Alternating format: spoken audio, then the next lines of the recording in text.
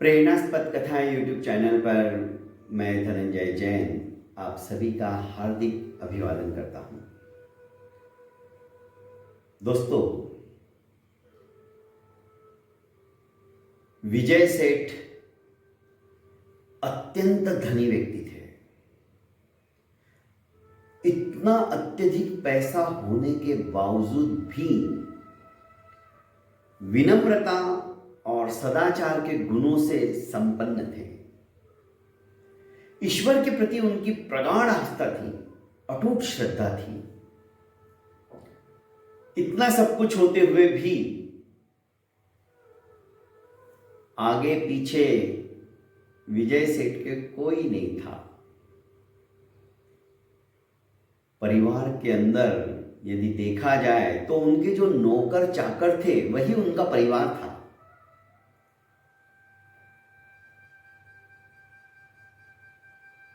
अपने नौकर चाकरों से भी विजय सेठ परिवार से भी कई गुना ज्यादा प्रेम करते थे। उनका व्यापार देश विदेशों में प्रचुर मात्रा में फैला हुआ था। एक दिन विदेश जा रहे थे, अपनी जहाज में पूरा सामान लाद चुके थे। काफी नौकर चाकर भी उनके साथ थे।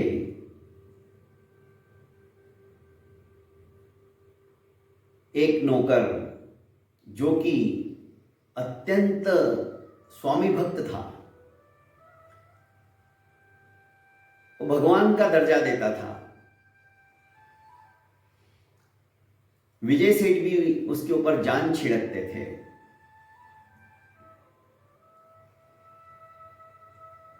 ललित नाम था उस नौकर का। जब जहाज समुद्र के बीच पहुंचा, अचानक भयंकर तूफान आया। एक तरह से कागज की नाव की तरह समुद्र के वक्षस्थल पर इनका सुविशाल जहाज डगमगाने लगा। तूफान इतना भयंकर था कि जहाज के अंदर एक छेद हो गया बड़ा सा। जहाज में बैठे कप्तान के साथ सभी लोग जो जो माल जहाज में भरा हुआ था समुद्र के अंदर फेंकने लगे, ताकि वजन ज्यादा हो गया तो जहाज डूब न जाए, क्योंकि पानी भी भरने लगा था उस छेद में से। पर उनकी यह कोशिश नाकाम रही। धीरे धीरे जहाज टूटने की कगार पर आ गया। यह देख विजय ने कहा कि दोस्तों, जान बचानी है तो समुद्र के अंदर कूद जाओ और तैरते तैरते किनारा पकड़ो। अब दूसरा कोई उपाय नहीं बचा है। सभी ने अपनी जान बचाने के लिए समुद्र के अंदर झंपापात लगा दी। रात्रि का समय हो चुका था, कुछ भी नजर नहीं आ रहा था। सेठ के हाथ में एक लकड़ी का पट्टा सा लग गया था। बस उसी को चिपक कर उसके सहारे अपने आप को भगवान के भरोसे छोड़कर विजय ने सोच लिया कि अब तो तारनहार भी वही है, मारनहार भी वही है। पर एक बात हमेशा विजय के मुंह से सबके लिए निकलती थी, यदि हमारा मन पवित्र है तो ईश्वर भी हमारा मित्र है। मन पवित्र तो ईश्वर भी मित्र। ललित भी कूद गया था मालिक के साथ साथ। तैरना वो भी जानता था, सेठ भी जानते थे। पर कौन उन लहरों की थपेड़ों के अंदर किधर जा रहा है, किसी को कुछ पता नहीं, कौन जिंदा है क्या नहीं है ये भी पता नहीं चल रहा था। सघन अंधकार।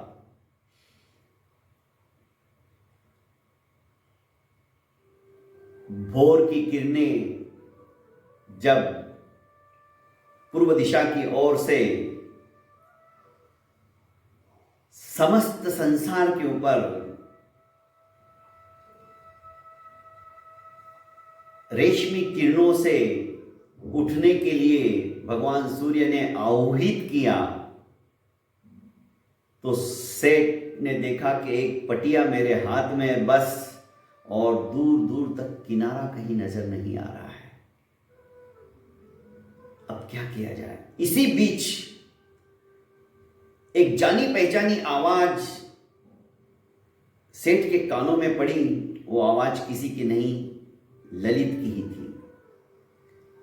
ललित ने कहा, मालिक मालिक, क्योंकि उसके हाथ में भी एक लकड़ी का बड़ा लठ सा आ गया था। उसी को पकड़कर उसके सहारे उस पर औंधा लेटे वो मालिक के पास तैरते तैरते आया। सेठ ने कहा, ललित अब क्या करें? वो रोने लगा कि मालिक हम तो लुट गए, बर्बाद हो गए, हमारा सब कुछ चला गया।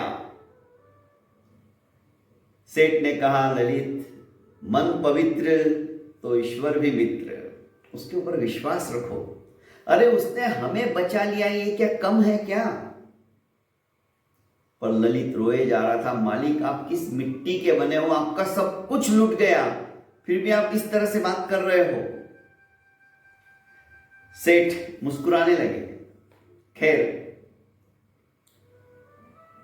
लहरों की दिशा में ही बहते हुए बहुत जल्द किनारा नजर आने लगा। तो सेठ ने कहा, चलो ललित, अपन ये जो किनारा दिख रहा है जरूर यहां कहीं आसपास गांव होगा, हम किनारे पर चलते हैं। किनारे की दिशा में थोड़ा उद्यम मेहनत करके, हालांकि थके थे, रात भर से वो तैर रहे थे, किनारे पर पहुंचे तो उनका आभास एकदम सही था। एक छोटा सा गांव उस किनारे पे बसा हुआ था। ललित को सेठ विजय ने कहा कि ललित, ये मेरी हीरे की अंगूठी लेकर जा और किसी जोहरी को बेच दे। कुछ खाने पीने का सामान लिया और बाकी के पैसे से हम अपने देश चले जाएंगे, अपने गांव चले जाएंगे। ललित उस हीरे की अंगूठी को देखते ही रह गया। बहुत अमूल्य थी। गांव में जाने के बजाय गांव से ही वो सीधा शहर के रास्ते पर निकल पड़ा, वापस नहीं आया क्योंकि मन में लालच जग गया। इधर गांव के पास ही एक छोटा सा जंगल था और एक बहुत बड़ा नगर भी था। इस बीच ललित ने सोचा कि अब मालिक तो मुझे कहां से ढूंढ पाएंगे, असंभव है। उस गांव के लोगों ने कहा कि आप कहां आ गए हो, आपके साथ कौन है? विजय सेठ ने अपनी राम कहानी सुनाई तो नहीं, हमारे गांव में तो ऐसा कोई ललित नाम का व्यक्ति नहीं आया। इसी बीच एक छोटी सी नाव आई, उसमें जो मछुआरा था उसने कहा, आप यहां कब तक रहोगे, क्योंकि बहुत छोटा गांव है, आओ मैं शहर की तरफ जा रहा हूं, मेरी नाव के अंदर बैठ जाओ। कुछ खाने को देकर वह नाविक सेठ विजय को शहर की दिशा में ले जाने लगा। ज्यादा लंबा सफर नहीं था, पर यहां पर भी सेठ विजय का भाग्य साथ नहीं दे रहा था। अचानक नाव को एक बड़ी सी मछली ने मोड़ दी और नाव उल्टी हो गई और मछली की जो पूंछ थी वो सेठ के मुंह के ऊपर इतनी जोर से लगी, उससे सेठ अपनी आंखें खो बैठा। खून आने लगा। जैसे तैसे तैरते हुए सेठ शहर के किनारे पहुंचे। दिखाई नहीं दे रहा था, खून से लथपथ चेहरा था। शहर के किनारे आते ही निढाल होकर सेठ बेहोश हो गए। सायंकाल घूमते घूमते एक व्यक्ति जब वहां पे आया और उसने एक अनजान व्यक्ति को लहूलुहान देखा तो राजा के पास सूचना पहुंचाई, क्योंकि वो राजा का ही कर्मचारी था कि ऐसा कोई अनजान व्यक्ति है और इस तरह से किनारे के ऊपर रक्त बमबान होते हुए गिरा पड़ा है, चेहरे से खून निकल रहा है। राजा के अतिथि गृह में पहुंचाया गया, उनका इलाज हुआ, पर शायद आंखों की ज्योति हमेशा के लिए बुझ गई हो। सेठ विजय को कुछ भी दिखाई नहीं दे रहा था। राजा ने आकर कहा कि हे भद्र पुरुष, लगता है तुम कहीं अच्छे खानदान के हो और तुम्हारी यह हालत कैसे हुई? सेठ ने कहा, मन पवित्र तो ईश्वर भी मित्र, बस मैं बच गया हूं, वही बहुत।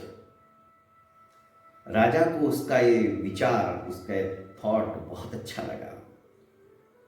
राजा ने कहा, जब तक तुम रहना चाहो मेरे यहां पर रह सकते हो, तुम्हें कोई किसी भी प्रकार की रोक टोक नहीं रहेगी। उसने कहा, महाराज आपका बहुत उपकार है मेरे ऊपर, आपने मुझे अपने अतिथि गृह में अपना मेहमान बनाकर रखा, अतिथि बनाकर रखा, पर यदि आप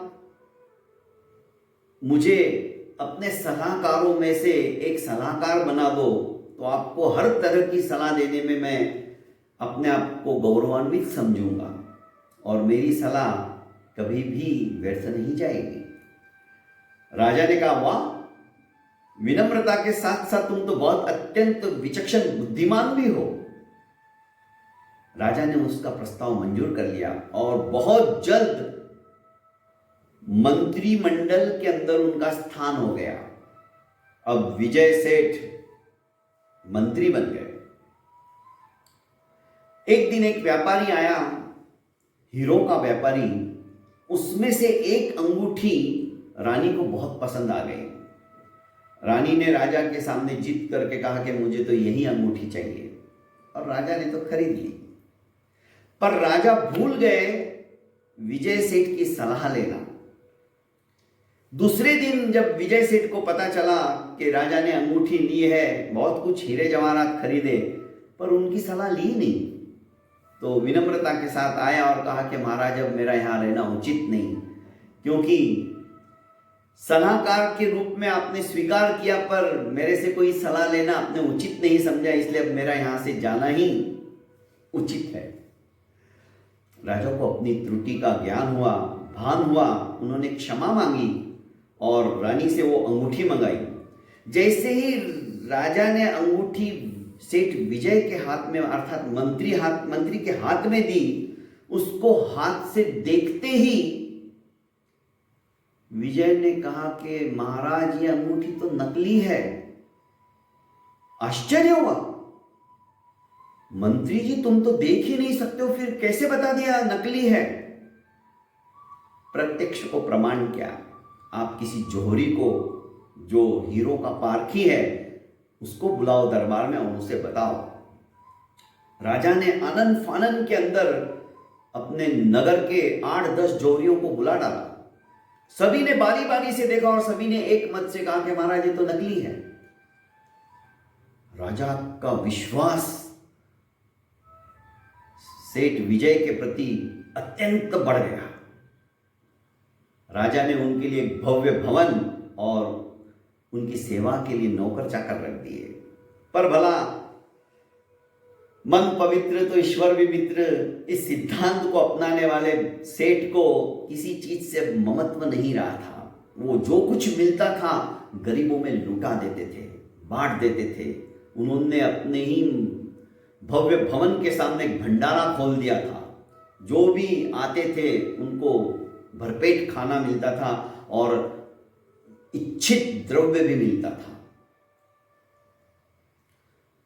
एक दिन ऐसा ही हुआ कि एक हृष्ट पुष्ट अत्यंत बलिष्ठ व्यक्ति राज दरबार में आया और कहा, महाराज की जय हो।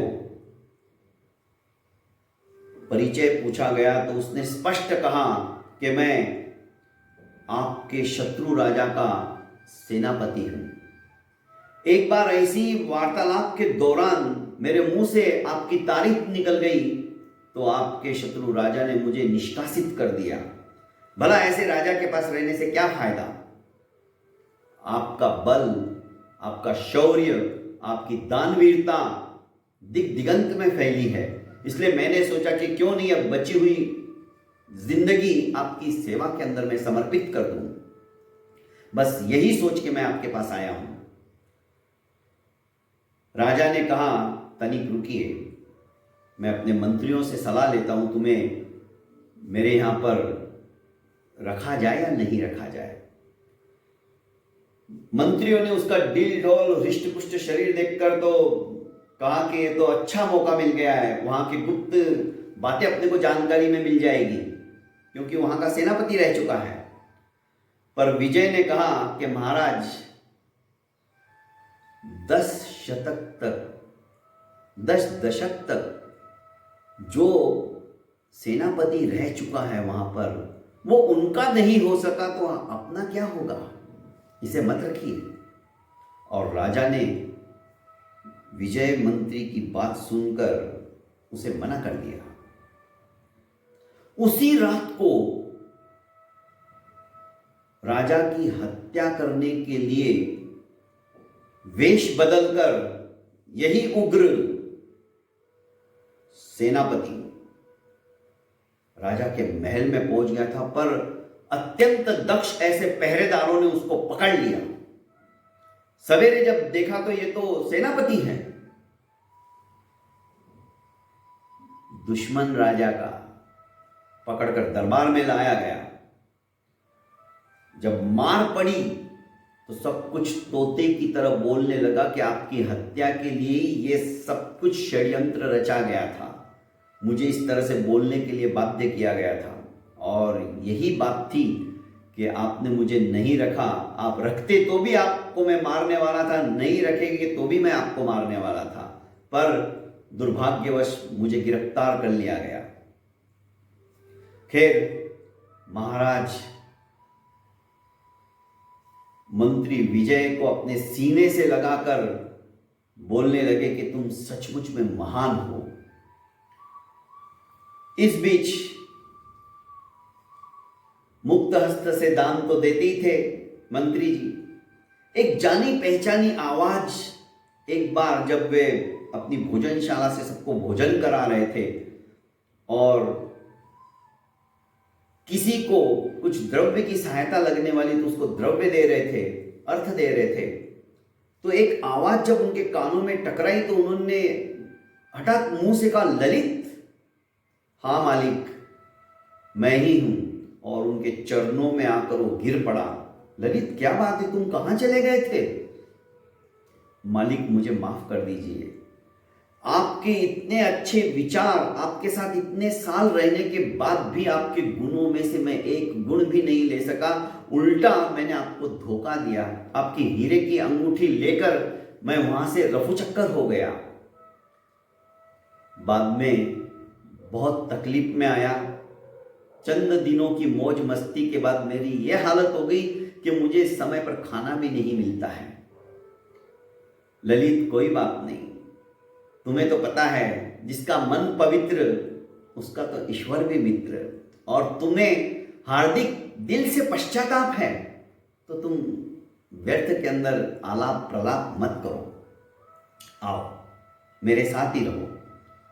थोड़े दिन रहने के पश्चात से विजय ने उसको बहुत सारा द्रव्य दिया और कहा, व्यापार करना तुम्हें भी आता है, तुम मेरे साथ ही रहते थे, अपनी जिंदगी मेरे साथ रह रहकर मैं तो क्या यहाँ से आराम से मेरा गुजर बसेरा चल रहा है। राजा का मंत्री होने की वजह से मेरे को किसी भी प्रकार का अभाव अभियोग नहीं है, पर तुम्हारी अभी बहुत जिंदगी है, तुम कुछ करके बताओ। यह पैसा लो और व्यापार करो। ललित बड़ा खुश हुआ, मालिक हो तो आप जैसा, और वो व्यापार के लिए चल पड़ा।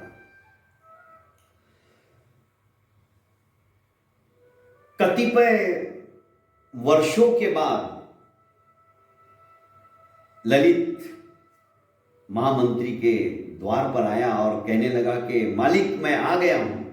और इस बार ललित के स्वर के अंदर एक उल्लास था, उमंग थी कि मालिक आपने जितना द्रव्य दिया था उससे कई गुना ज्यादा मैंने कमाया है, ये सब आपके आशीर्वाद से। और हाँ, सब बातें मैं बाद में बताऊंगा, मैंने क्या व्यापार किया क्या नहीं किया, बहुत कुछ बताना है आपको, पर पहले आप चलो भीतर और लेट जाओ।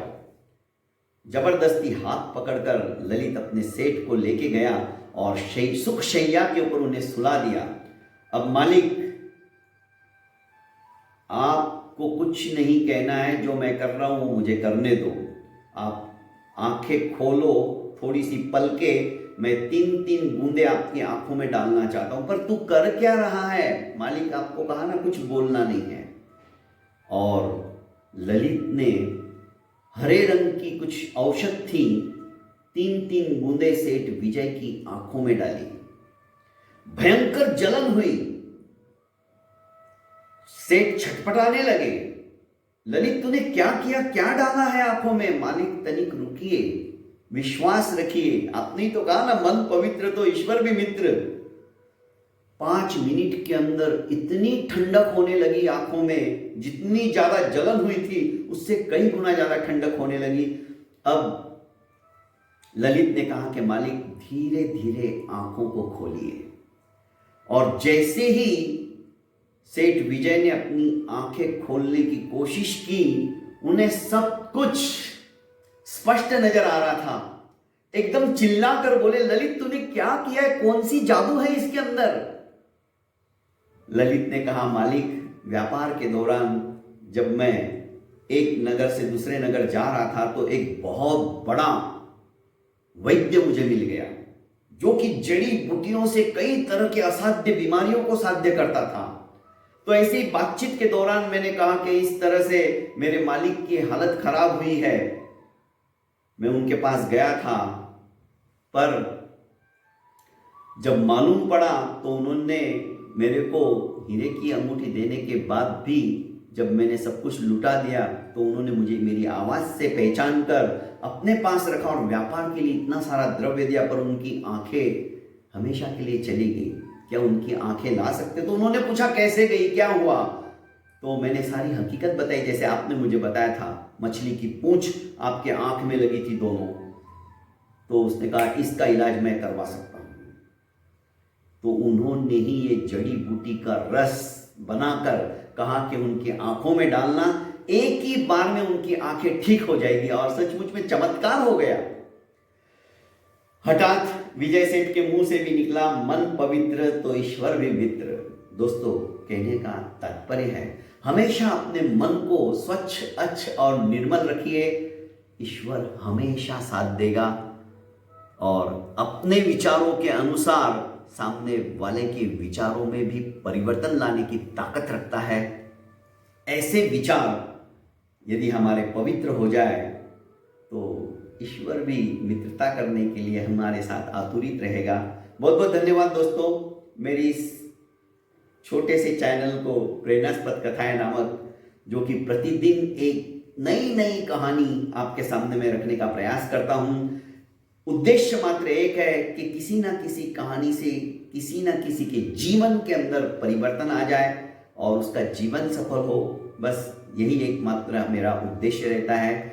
अतएव दोस्तों, आप भी यदि मेरी कहानियाँ अच्छी लगती है तो इसे लाइक कीजिए, सब्सक्राइब कीजिए और इस चैनल को ज़्यादा से ज़्यादा अपनों तक फॉरवर्ड कीजिए। प्रणाम।